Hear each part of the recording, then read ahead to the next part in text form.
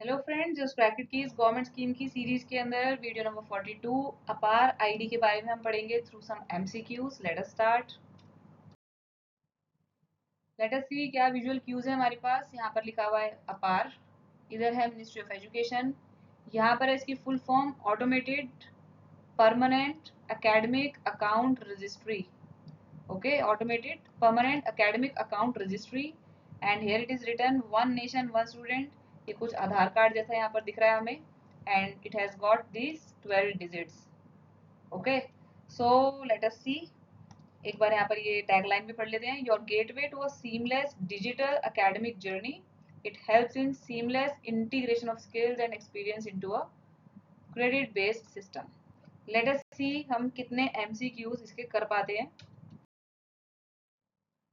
So the first question is APAR ID is part of which policy initiative of Government of India? Government of India की कौन से policy initiative का part APAR है? APAR ID, have you managed to learn the full form? Automated Permanent Academic Account Registry. Okay. R does not stand for record. पता चले आपके exam के अंदर एक जगह पे रजिस्ट्री करके आ गया ऑप्शन और एक जगह पे रिकॉर्ड करके आ गया, so record will be wrong. Okay, so you must learn the complete full form of this APAAR. Anyway, ये कौन सी पॉलिसी इनिशिएटिव का पार्ट है? तो हमने देखा स्टार्टिंग में कि मिनिस्ट्री ऑफ एजुकेशन की पॉलिसी का ही पार्ट है ऑफ कोर्स ये। सो मिनिस्ट्री ऑफ एजुकेशन की लेटेस्ट जो पॉलिसी है इसके अंदर वो है national education policy NEP 2020। So B is the correct answer for this. Let us move to the next question. APAAR ID को कैसे डिस्क्राइब किया गया है? It is one nation one student. Okay, first page पर देखा था हमने one nation one student, यानी कि हर स्टूडेंट की एक यूनिक अपार आईडी होगी, like Aadhaar only.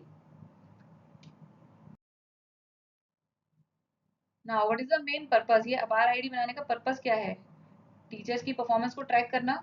No, to maintain academic records for easier transition between institutions. Yes, it makes sense कि अपार आईडी एक बार जनरेट हो गई किसी बच्चे की तो उसी अपार आईडी के अंदर सब कुछ चीज़ें रजिस्टर होती रहेंगी। कौन से स्कूल में वो जा रहे हैं, कौन से स्कूल से हायर सेकेंडरी किया है, फिर देन ग्रेजुएशन कहाँ से किया है उसमें, और हायर इंस्टीट्यूशन हायर एजुकेशन कहाँ से किया है, जो भी है।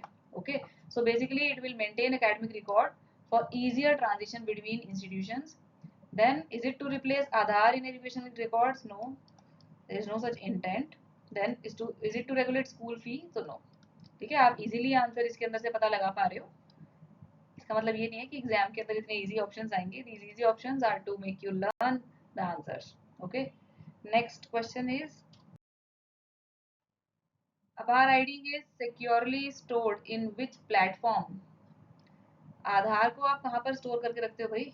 वहीं पर अपार की आईडी भी सिक्योर हो जाएगी। That means you can store it in DigiLocker और वहां पर ये मैप हो जाएगा आपकी Aadhaar ID and not Aadhaar ID, APAAR ID.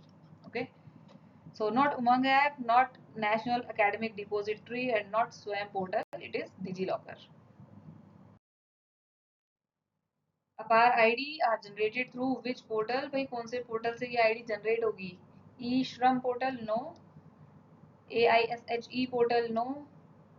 Diksha portal? No. And answer is B, UDISE plus portal. Okay, I guess कुछ बेसिक अंडरस्टैंडिंग आपको हो गई है अपार आईडी की। I guess you are familiar with the full form of this APAAR, automated permanent academic account registry. And बाकी हमने कुछ basic question कर लिए। So keep following my channel just crack it and thank you for watching.